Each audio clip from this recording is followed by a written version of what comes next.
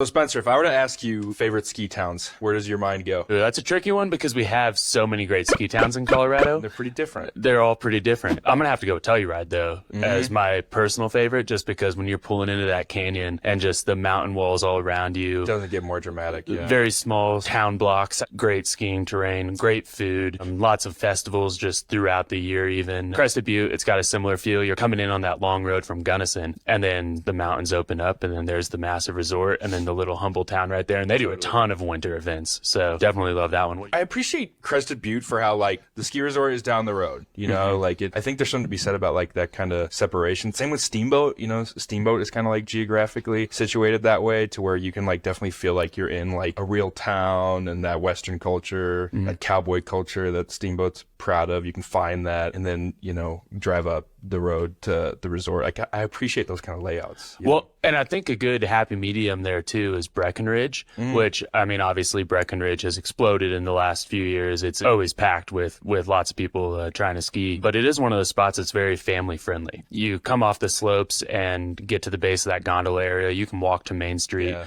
another spot with great winter festivals. And then you can skip down to Frisco and go to the Moose Jaw, which is celebrating 50 years this year. And you can get a $3 PBR. Oh, there we go. Where does that exist anymore? And then happy hour is $2 bottles. Yeah, For and real.